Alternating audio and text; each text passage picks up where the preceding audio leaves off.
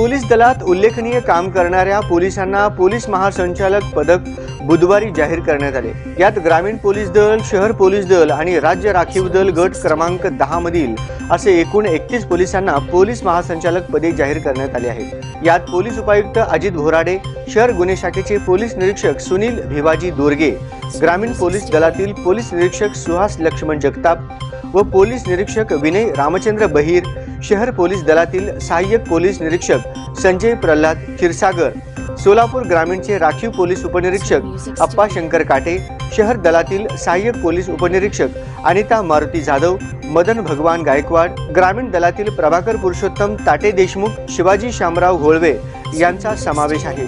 तर गट क्रमांक 10 मधील सहाय्यक पोलीस हवालदार बसवराज पुंडलिक शिवशरण, परमेश्वर अशोक पाटील, रामदास बाजीराव बुरंगे, पन्नालाल सोमनाथ पाचकुडवे, जावेद काशिम खान पठाण यांचा समावेश आहे।